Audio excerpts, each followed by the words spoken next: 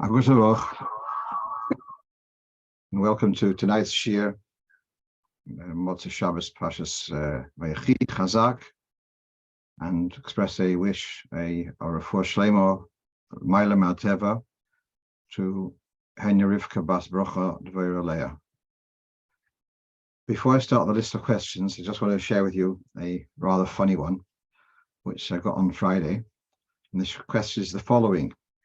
There's a family living somewhere in Europe, and they started keeping Shabbos. They live on the 7th floor.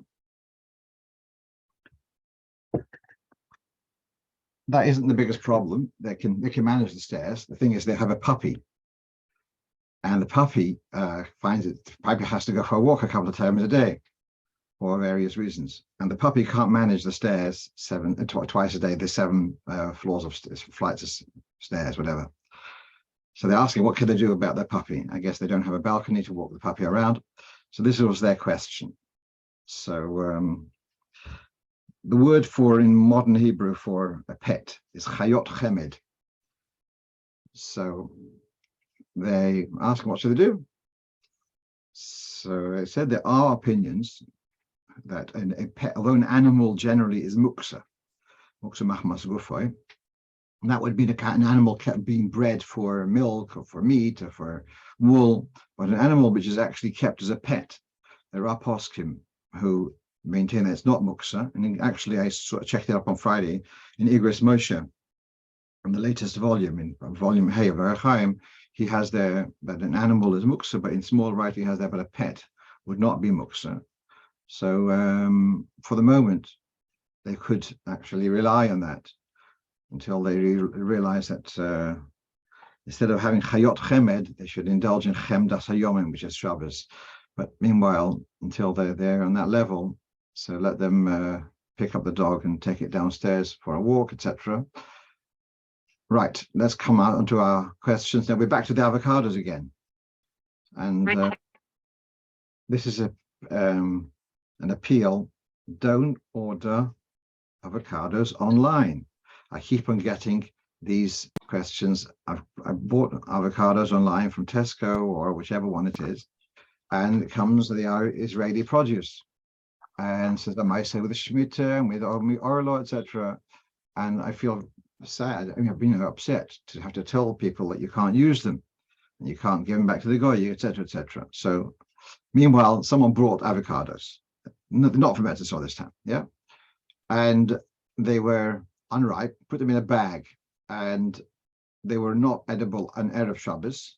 I put them in a bag before Shabbos, for that matter, you can do it on Shabbos also. And then somehow, because the atmosphere is more condensed, so then they ripen. So here's a question. If fruit were unripe before Shabbos and they became ripe on Shabbos, are you allowed to eat them, or are they muksa till the end of Shabbos? That is the question which we're dealing with now. And here you have a source in Siman Shin Yud, where it talks about, the Alter Rebbe brings this about, you can see what's underlined, Tamorim Hanil Kotim, dates which have been plucked before they got ripe, and they would normally put them into baskets, and they would ripen inside these baskets. Here he said you're allowed to eat them if they're not fully ripe. We're dealing with something when they do ripen and they weren't edible at all. So what you have, the second quote on the page, is from a contemporary sefer called Orches Shabbos. And so he says here very clearly our situation, a fruit which was plucked before Shabbos, and it wasn't ripe, and it wasn't actually edible, even al yedei hadchak, even pushing it, it was not edible. And then it becomes edible on Shabbos. It is mutter to move it and to eat it. And you do not say, because it was muksa at the onset of Shabbos, it remains muksa for the whole day. And let me now explain the value of discussing it. There are two forms of muksa in this context. There's something which was usable and you rejected it. So that the classic example is you have grapes, and you put the grapes on the roof to dry out in the sun. So and in the process, whilst they're drying out, they become mushy and inedible. So they become muksa. If that muksa fades away on Shabbos, the grapes remain muksa for the rest of Shabbos. That's because dochoi b'yodai, because you rejected them. By contrast, the story with Shlomo HaMelech, when his father David HaMelech passed away, and he asked that how does he feed the dogs? And the best in Chachamim at the time tell him, if you have an animal which died on Shabbos, you can cut up the cadaver and feed the dogs. It was muksa at the onset of Shabbos. So here we have this difference. Nire v'nitche or dochui meikara. These are the two terms in halacha. It was nire and nitche. If it was usable and you did something to reject it, and let's say it worked a bit faster and your raisins became edible on Shabbos, you wouldn't be allowed to eat them, move them on Shabbos because they were edible and you rejected them. By contrast, the animal which died was dochi meikara. It started off as it was a live animal, was not edible, and that inedibility expired on Shabbos, then you are allowed to, it's not muksa. So that when something was muksa beyond your control, and then that muksa fades away, then it doesn't remain muksa for the rest of Shabbos. So that's the answer with the unripe fruit. The muksa of the fruit, them being inedible, was not because you made it that way, it's because that's the way it was kind of as if imposed on you. Then it fades away, then you can, the muksa also fades away.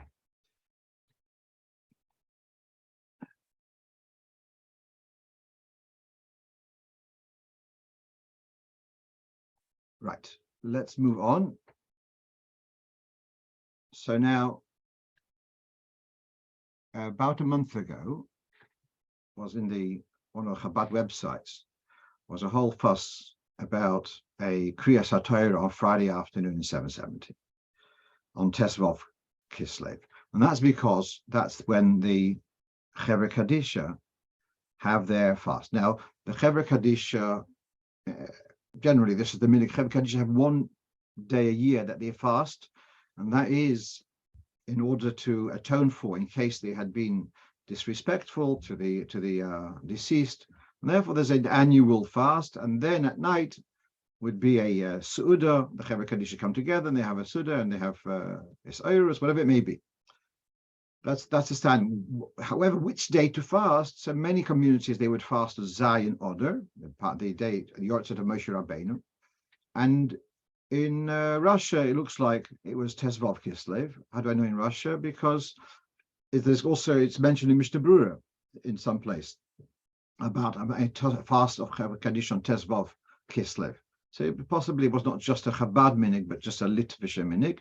The reason for choosing Tesvav Kislev is because it's never going to happen on a Shabbos. So those days, which you can check, there's a sefer called Dvar Yoim B'Yoimoi, where it goes through every day of the year, which days of the week it can occur on, every date of the, so Tesvav Kislev can never be on a Shabbos. But this year, Tesvav Kislev was on a Friday. So the Chevra Kadisha looks like in New York, we're fasting on the Friday. And there is, so the question was, how do you reconcile this with generally there is something about not fasting on Friday. So let's take a look. This is, you have here, Siman Reish Memtes in the Alter Rebbe's Shulchan Aruch. Ein koivin lechatchila, tanis lechatchila be'erev Shabbos. We would not designate a Friday for a fast day unless people are able to break their fast before Kabbalah Shabbos, because it's undesired that people should enter Shabbos as they are still starving, so to speak. And then he says, this is true only for Tanis Yochid, that you want to choose a day to fast. So then you could choose any day, so don't choose Friday. But if the time for that fast is on Friday, so for example, in Tzimah Tov Kuf Pei, there's a whole list of fast days on your Zeiten of Tzadikim. It's called Tanya Shel Tzadikim, about 20 dates over there. So those fasts, if they would occur on a Friday, or those who fast on Erev Rosh Chodesh, do not need to delay it, even if it's on a Friday.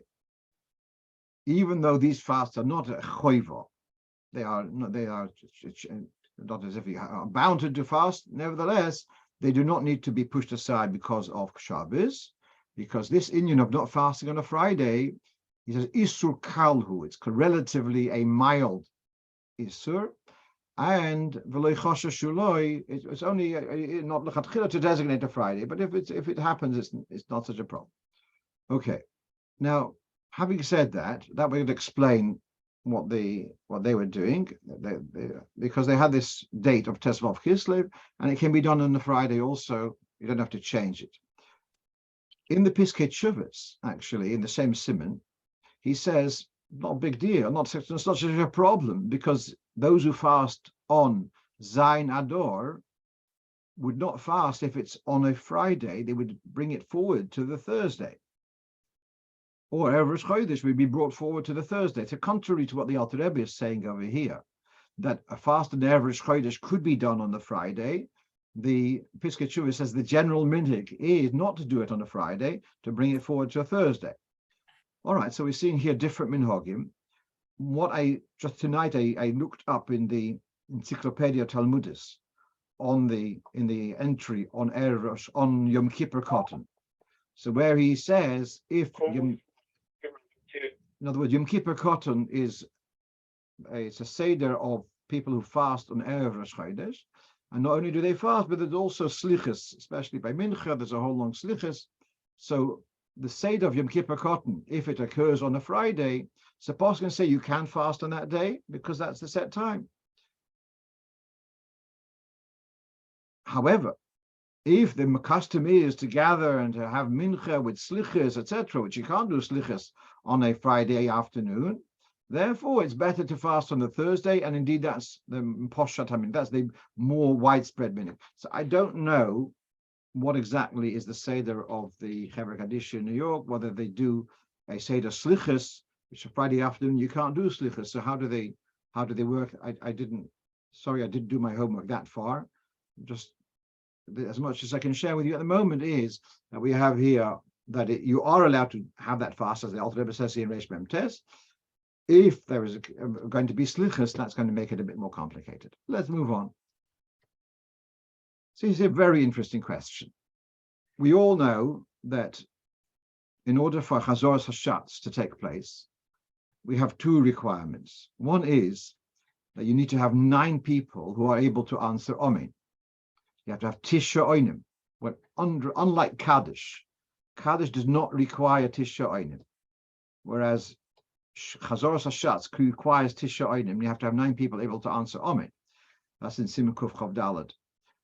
Then there's a separate thing. Before you do Chazoras Hashatz, you have the quiet minyan. You can't quiet Tfilas Lachash.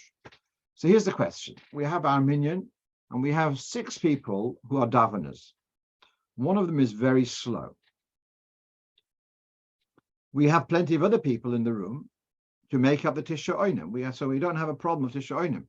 The question was, do we have to wait for that slower davener before we can start Chazoras Hashatz, or do we have to, or can we start whilst he's doing his own thing?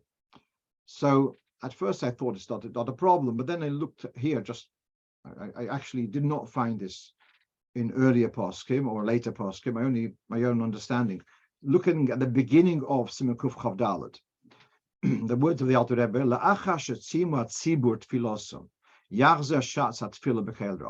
once the tzibur have finished their prayer quietly, that's when the Chazan starts saying the repetition aloud. So you have to wait for Simur HaTzibur. Now, you're stretching it by saying a tzibur is Rov tzibur, and you're saying 6 out of 10 is also called a tzibur. But you have to wait till Simur HaTzibur. You have to wait till your tzibur has finished, and only then can you do Chazoras Hashatz. So therefore, I went and got back to the fella, said, my understanding is that no, you're going to have to wait for Mr. number 6, or however you're going to work it out, but you're going to have to wait till all 6 have finished their Tfilas Lachash before you can start with Chazoras Hashatz, despite that you have Tisha Oinim in any case. Let's move on. I'm sorry. Right. So we had a fast day on Tuesday, and what happens if someone accidentally ate on a fast day? So here we have the Lashon of the Mishnah Berurah. I think it's top Kuf Samach Ches. That there's a difference between a private fast. If you chose to fast on a particular day and then you by mistake you ate breakfast, so then you're going to have to, choose another day for fast because you've broken your fast. But on the communal fasts, so he says, if you forgot and you ate, you certainly do have to finish off that fast. On the other hand, you do not have to compensate and choose another day to make up for it. Unless you want to atone, but basically you don't have to fast another day if you did eat, but you continue fasting because it doesn't say a reason why. He says also, if you ate, even ate a kazayis, as soon as you finish on a fast day, this is the Mati Ephraim on Tofresh based Sem Gedalia. So he says, if you remember, if you've eaten a bit, you continue fasting. And then he says, even if you've already chewed, you're going to have to spit out what you've chewed and continue fasting. He does an interesting question. What would you do if you're in the middle of chewing, you realize, oops, it's a fast day, and if you spit it out, you might have a problem of bracha of atola. So should you swallow that your bracha shouldn't be in vain? Okay. The good thing about this is that a person who has this problem won't be able to make a phone call. Whilst, do I swallow or not? What the context? Okay. All right. So here we have this rule that if a person did eat on a Tanis Tzibur, they should, even though they've broken their fast, they would still continue fasting for the rest of the day. They would not be able to say "Anenu," because in "Anenu" we say "B'yoyim soim ta'anisenu," by the day of our fasting. If you're not fasting, you shouldn't be saying that in davening. You should be, when you're davening, you should be saying the truth. Similarly, I believe they should not be davening at the Yomid, or again, because Chazan has to say "B'yoyim soim ta'anisenu," but also not to have an aliyah if you're not fasting. Right, if you called up, there's another story, but lechatchila to try to avoid that. Yeah. Now, the reason which I could not find this past week, of the concept of altifresh minat tzibur, when there's a tzibur which are fasting, so you should not alienate yourself from whatever everyone else is doing. If everyone's not eating, so also you join in with their not eating, even though there was a little bit of an accident. Right now, just taking this discussion one step further, and that is that generally, if you ask a Rov that I'm not feeling well, should I, on a regular fast day, do I eat just small amounts? So if it's in relation to Yom Kippur, you'll say I have small amounts and intervals of so many minutes, etc. When it comes to the other fast days, the general advice is you're eating without shtick, just eat and finish. All right, don't have chocolate cakes and all that, but eat what you need without any messing around. Now, curious that here we have on the screen the story, I've mentioned it before, that in the times of the Tzemach Tzedek, there was a cholera, some kind of epidemic, and he writes to his son, Rabbi Yisrael Noach, who lived in Yezhin, and he tells him, absolutely, you should not be fasting Tisha B'Av. I mean, he was a frail constitution, and his father writes to his son, absolutely should be fasting Tisha B'Av. And then in this correspondence, he talks about what do you do about Avaya, and also generally, he was telling people not to fast properly. And he's talking here about Vayechal. He says if there's 3 people who are fasting, and you got the people who are eating smaller amounts, and then he talks in reference both to Vayechal and in reference to Anenu. Here you see, so I for years I've been puzzled by this. If you're not fasting because it's unhealthy for you, you can't fast. So then normally the psak is you just eat, and here it seems to be eating pochas mikashir. So why is there pochas mikashir if it's not Yom Kippur? That's the question. If I'm not mistaken, Rabbi Ginsburg, who writes the Luach HaShavua, which is published in the Iskashos, I think I saw he asked this question. So what occurs to me, the answer could be that there's a difference between telling one individual don't fast, and here it's a whole community. If we tell the whole community, no one's to fast, basically you're cancelling Tisha B'Av for this year. You're cancelling whatever it may be. And possibly there, because you're talking about the whole community, therefore one would take a more, conservative view and say that you should have less than a shiur. That's one way of looking at it. I hazarded this idea yesterday in Shul, and Rabbi Yidel Weiss, who davens in our Vayechi Friday night, he came up with another explanation. There's a very interesting Brisker approach about fasting. I think it's Chaim Brisker, perhaps even his father, saying if someone was not well, he says like this: Chachamim did not tell ill people to fast, and if an ill person fasts, he could be fasting Wednesday. It's not a mitzvah. For a healthy person, there's a mitzvah to fast. For an ill person who fasts, he's not doing a mitzvah at all. That's and I rely on that in a sense when being very, very easygoing. If people who are not feeling well, there's no chiyuv to fast at all. But you quote Kiva Eger about this. That's all very well if they're not well. Then they don't have to fast. Here we're talking about an epidemic. The person's actually is well. The problem is in an epidemic is that if they will fast, they will be compromising their immunity. They will become more susceptible to illness. That's a different story. So then the heter of the Brisker, the Chaim Brisker, doesn't apply because he is a healthy person. He doesn't have a chiyuv to fast. And that's the context which we're talking about here. There was an epidemic. Telling healthy people you shouldn't fast, you shouldn't make yourself susceptible. In that case, well then eat pochus mikashir, because then we don't have a total heter. That was his explanation, which I wanted to share with you. Let's move on. Okay, what do we have over here? So someone sent me this question. It's got two editions of the Chabad Siddur. They're both the annotated Siddur, and if you can see that in one edition it says that when saying slichas during shacharis, continue with the paragraph hirshanu. The second one says when saying slichas during shacharis, continue Mashiach Tzidka, Mashiach, the paragraph starting with Mashiach Tzidka. So he's asking, is there a contradiction here? What happened over here? So what you can see on the left is a quote from Pri Etz Chaim, and that is where he says that vidui pam achas, confession of Hashamnu should be said only once. And not like those, you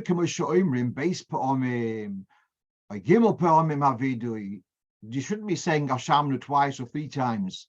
He says it's something like about Kelev Hashov al Kiyoi. It's like a dog who goes back to his vomit.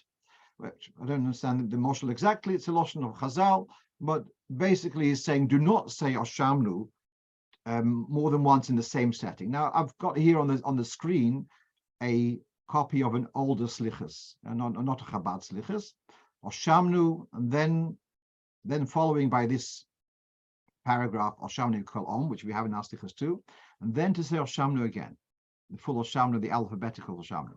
Then the paragraph Le'inenu Oshkam Aleinu, which is also in alphabetical order, and then again to say Hashamnu, and then the paragraph Yishanu Ufashan.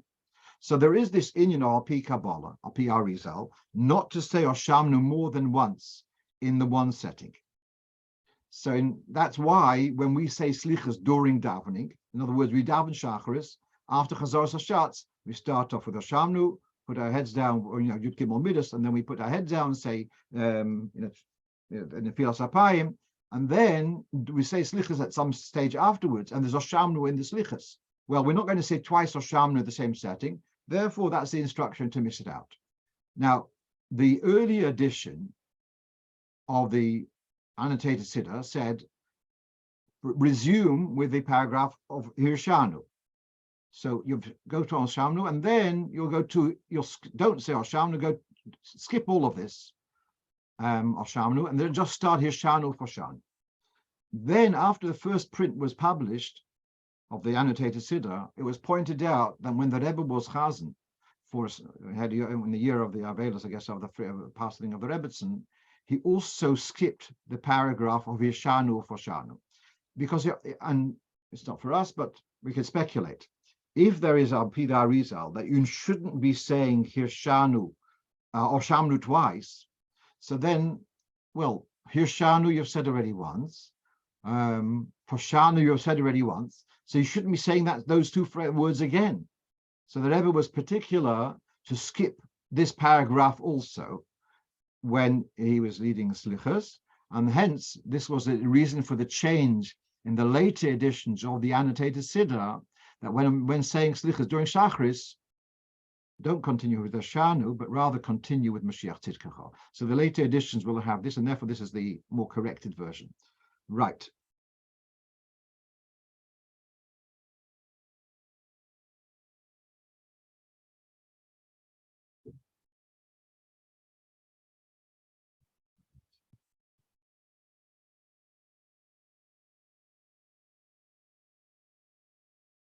Let's move on.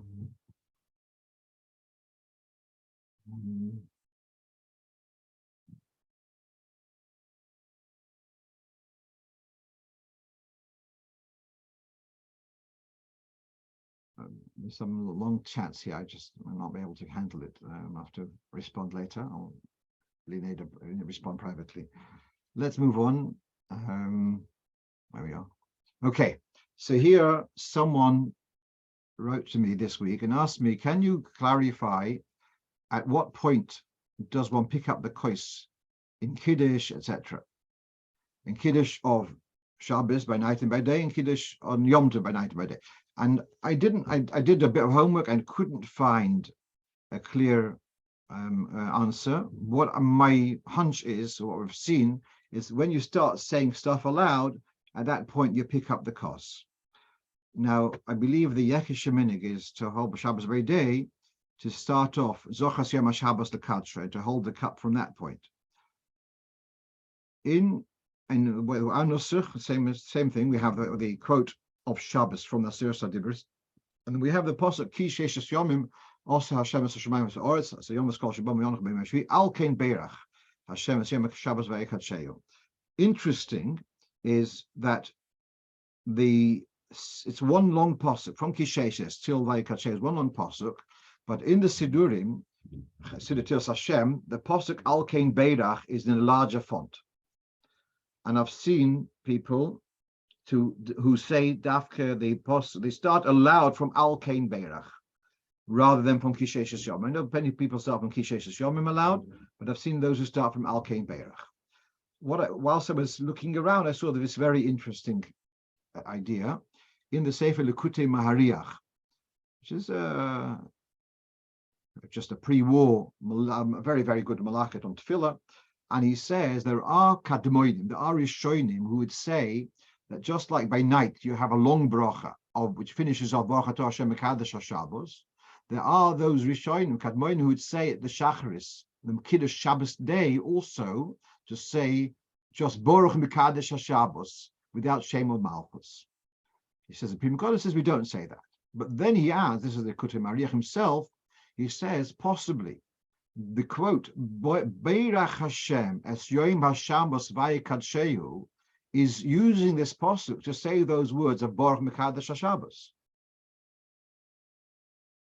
So you got in those 6-7 words the idea of Baruch Mekadesh HaShabbos. So which explains why Dafka that part should be said aloud, as if to say we're saying a bracha of Mekadesh HaShabbos. Right. Let's move on.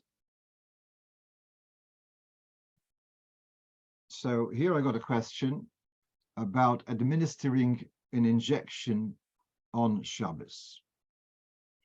So, totally different topic. This is about Shabbos. And there's several considerations about making an injection. One of them, the obvious one, are you going to cause bleeding? Now, there's different types of injections. Some are what's called intravenous, some which injects into the vein. If it injects to the vein, for sure, it's going to cause bleeding.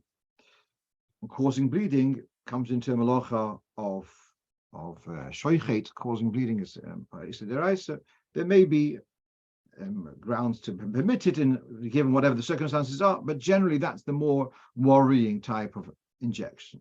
There's another type of injection, what's called subcutaneous or whatever it's called, which it goes under the skin into the fat. It does not, you don't inject to the vein, and therefore the bleeding is not, it's not inevitable, and so that aspect of the injection is not a problem. Of course, generally using medicines on Shabbos is only under certain circumstances, but here we're talking about so that's one aspect. The other aspect of this is about putting together, this is what the person sent me, putting together, you got the main tube, and then you got the needle. So bringing them together. Is it as if is it coming under boine? If you go to IKEA and you buy a flat pack of a table and you bring it home and you screw it together, you created a table. So that's boine. So here you've got two components and you put them together, you created a syringe. Is that called boine? Which is, that's a worry. However, again, this is from the Sefer Orches Shabbos. So his quote, he says, you are allowed to put together a disposable syringe. It's not a problem because the combination, the mounting is loose. And although it's mentioned earlier, you shouldn't do so because of marking a path, this doesn't have finishing touches. It's not a problem, I mean, if it's disposable. And he quotes here in the notes from Reb Shlomo Zalman Auerbach. He says the reason is it's not as if you're building a keli, it's using. You only do it just before you administer the injection, and right away you throw it away. So don't look at it that you are creating a syringe, but rather you are using it. Let's explain something. If you take a clockwork toy, if they still exist, like remember clockwork mice, you wind it up and then you let it and you release it and you let it run along the floor and frighten all the little kinderlach, etc. Is winding up that clockwork mouse? Are you fixing it or are you using it? And we understand that if it's a watch which needs to be functioning the whole time, so there's an argument to say winding up the watch is fixing it, making it work. But winding up a clockwork mouse is using it, it's not fixing it. And taking this a little bit further, we're saying a similar idea, that the putting together the syringe, since it's done just before the use, he says you're using it rather than fixing it. That's Reb Shlomo Zalman's mahalach. I was told, Biedelweiss mentioned yesterday, that generally the guidance is to prepare it before Shabbos.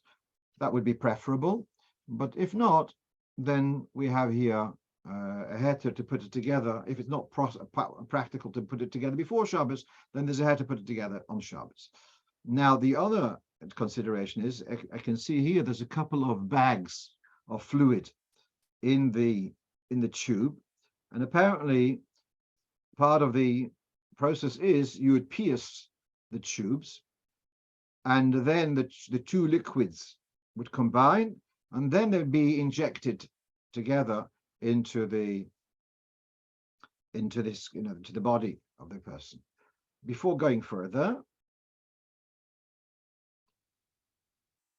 there is in the Gemara, it says that generally when it says in Gemara Shabbos, potter, it means potter aval osir, that you're not allowed to do it.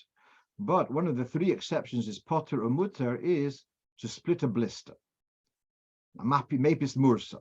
And the Gemara explains that generally what's called a Pesach is osir lahachnus u'lahoitzi.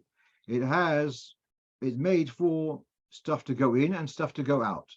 But with a blister, the person's piercing it to release the pus, but is not interested in it being an entrance, just as an exit. So therefore, it's not a proper Pesach.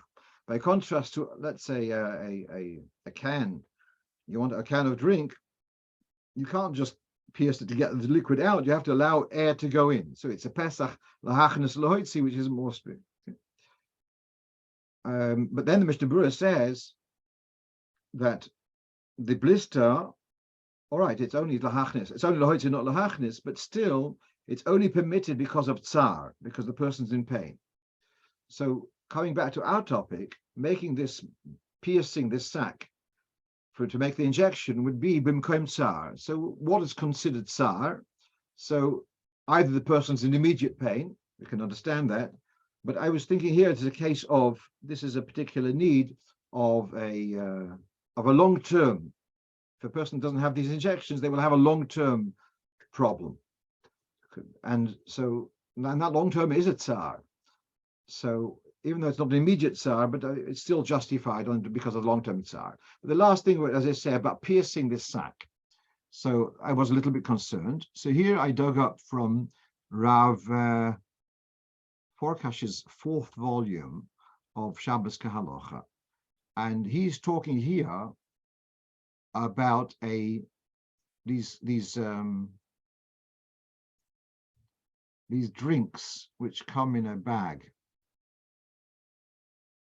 Geen moeten letzerich Shabbos, the kroya the thin.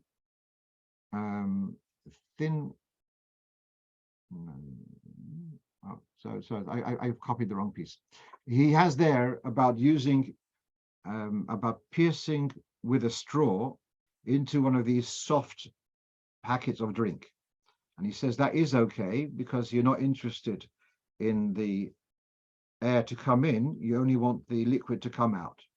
So I'm not so confident about being matir with drinks, because especially I don't think there's a tremendous tsar in not having that drink. But in this situation, I'm happy to rely on that piercing the sac so that the liquid should come out it's only lahoitzi not lahachnis. It's only for exuding the liquid, not to anything to come in because it's a soft packet, and to allow it when necessary. Someone is writing here, when cutting toilet paper, even though it's used once, it was argued to be tikkun kli. Is this different than the syringe? Yeah, I think that's very different. There you have, the issue there is, you have a large sheet of paper. It's not convenient for the function which you want, to, let's say, to wipe your nose or whatever. And so you're tearing off from a large sheet, you're tearing off a convenient size. And that is considered a form of tikkun keli. You created something which is of convenient size. Here, you've got here two pieces, two instruments, and you're bringing them together to be able to use them. But not what he's saying, I think you're not creating a new tool. You're taking you've got a needle and you've got a container of liquid. You're bringing them together to administer this the injection, but you have no interest in creating a new keli. I think that's what Shlomo Zalman's argument is. It is interesting, but that's it does help in this situation. Let's move on. So someone asked me this past week, is there an issue about a table having dafka 4 legs? So this is actually, you can see it's from the Mogen Avrohom on the margin of Siman Reish Samach Beis. He quotes here that on Friday you should get rid of the cobwebs. Yeah, it's another job. If you didn't do it till now, get one of those brushes. Get rid of the cobwebs before Shabbos. It's very irritating. It's Friday night. You're relaxing. You look up on some cobwebs there. So deal with it before Shabbos. I've seen elsewhere also, by the way, about sharpening knives before Shabbos. Again, you sit down to cut your challah or something, or not me, other people who work in the kitchen, and they want to cut some vegetables, and the knife is blunt. And oops, I can't do anything about it now. Sharpen the knives before on Friday, yeah.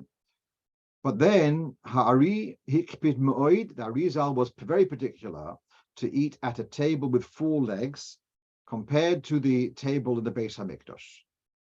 So there is something Al Pi Kabbalah, Hanhogas Ha'ari, not giving any deep Kabbalah explanations, just similar that there's a shulchan in the Mikdash, and so our shulchan should remind us of the shulchan of Mikdash, and should have 4 legs. Okay, so all right.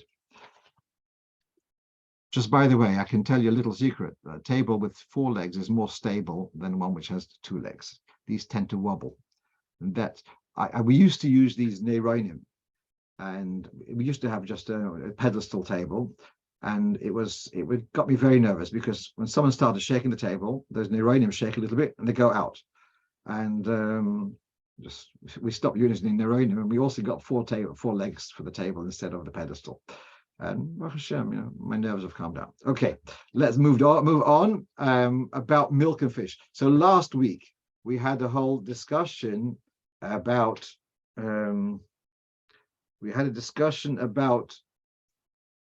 something which was cooked in a fleischiger pot, and then with some lokshen was cooked in a fleischiger, some rice cooked in a fleischiger pot which was clean, and then was put into a crock pot which has some cheese in it. We had a whole discussion, and I quoted the Gemara in Chulin about dogim she'ola b'ka'ara, that fish which had been in a fleischiger dish can then be eaten together with kutach, with milk, with a milky pudding. So one of our listeners listening to the recording says, I missed out the whole discussion about having fish and milk together. So we are limited in time. How much? Not only the time of giving the shiur, it's the time of preparing also. But there is a whole business about not having milk and fish together. But all right, we have a couple of minutes. Let's address it. This is a note of the Rebbe, which he, in his Rishimus, which means he wrote it down, what he heard from the Frierdiker Rebbe. So he writes, Isur dogim b'cholov, choshvim leplitas hakulmus. It's considered to have been an error of writing, that the Bes Yosef, when he wrote, and the Bes Yosef, he wrote by mistake. He meant to write dogim im basar, and he wrote dogim im cholov. The idea of not having fish and meat together is written in the Gemara as being an unhealthy combination. And I tell when I have nothing else to do, and sometimes I read recipes, it's very rare to see a recipe which has fish and meat in the same food. They're different types of food. They're not a good combination. But about fish and milk, so Bes Yosef wrote fish and milk. Also, you shouldn't have. But if people say it's a mistake, and it was like as we'd say, a typing error, a slip of the pen. However, we are particular that if we're going to have fish with milk, we'd mix in another ingredient, just something else. So smetana, chemo, or smetana, butter, or cream. All of this is guidance of the Tzemach Tzedek. Now, just b'hashgacha pratis, this week, someone forwarded to me a 9-page essay by someone called Rav Nissen Yosef Zibel, who is a shliach in Orlando, Florida, and he also works for a kashrus authority over there. And the title of the article is about eating fish and milk, and then he goes about to contemporary milk. A very, very well written article where he's asking a question, he's analyzing this quote from the Tzemach Tzedek. If you say it's a mistake, so why are you worried about it? And to cut a long article short, he says the following: that when a tzaddik does something, it's vashgacha protis, Ruach HaKodesh, so even though it may have been an error in plitas hakulmus, but it's the Bes Yosef, so Yosef Karo's mistake, so we respect it. So we respect it not to have mamish milk and fish together, not to cook them together. However, if it's not mamish the way he described, of having fish mamish and milk mamish, but rather having a different type of combination, so we don't go overboard with it. So if there's something else mixed in, so he goes the whole thing, does it mean dafke? He wants to say oidma can be anything added, but he wants to say even if the added ingredient is butter or smetana, which is sour cream, even if it's, in other words, a byproduct of milk, and even that also is enough to distort that it's not exactly dogim b'cholov, and therefore it's okay. Okay, I can handle that. Or I can tell you that there's a certain type of sandwich which is called bagels and lox and cheese. And for the last century, 2 centuries, thousands of Yidden have been having that on Sunday mornings in the Lower East Side and elsewhere. And we haven't heard any major, health hazard because of it. So the cheese, the cheese is got smetana, it's got sour cream with it, so it's not a problem. There is in poskim it's cheese with milk, cheese with fish, or is it dafka milk and fish? So this is Rav Zibel is saying it's just milk and fish on their own. Then he comes up with something else, which I'm not so confident about, and that is he says that we buy milk and it's got 3% fat, 7% fat, or whatever, 1% fat, or no fat. How does that work exactly? So what he's explaining is, and he's into kashrus, commercial kashrus, see, that's what he's talking about, that actually they will separate all the fat from the milk, and then they will put it back.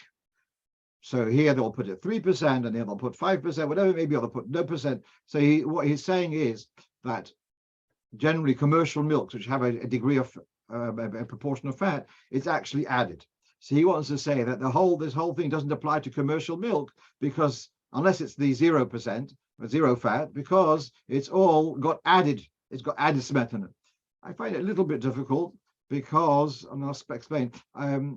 We have here a word of the Bes Yosef, dogim b'cholov, to tell me that the factory they added. Most people don't understand that. They just know this is milk, and therefore to have it together with fish, if they want to respect the Bes Yosef, so what we call milk, and despite what the chachomim and those who know what's going on in the factories, I think we should just call it milk and avoid having that mamash with fish.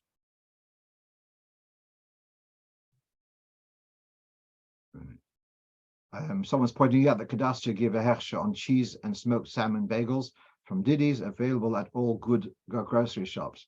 Is that a plug for a particular shop I used to work? Okay, let's move on. Finally, our last question for tonight, and that is about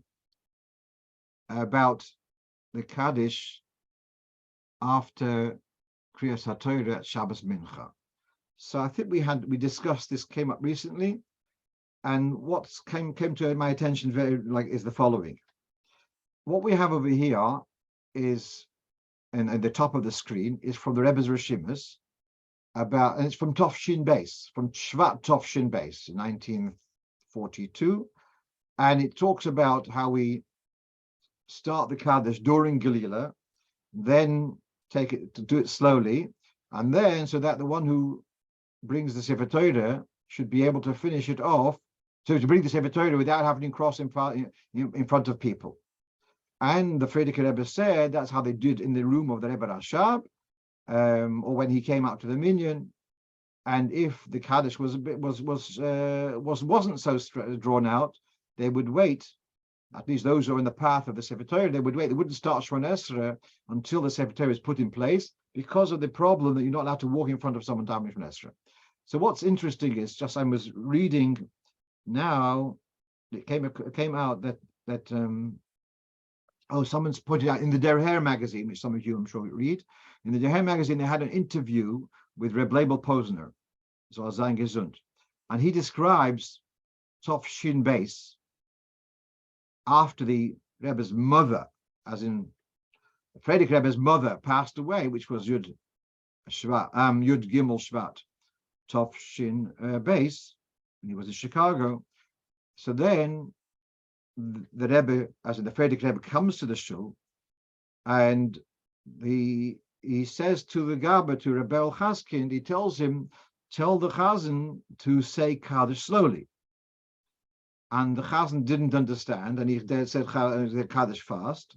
And then after Mincha, the Rebbe called over Rebbe Chaskin and explained to him more in detail what's the correct procedure of starting Kaddish during Gelila and finishing, drawing it out so that the Sefer Torah is into the Oren Kodesh by the end of Kaddish. So it becomes very interesting that you have here Reb Leibel Posner, who's telling us his memories. Then we're looking at the Rebbe's Rishimus from Shvat Tovshin Beis, and so the two come together.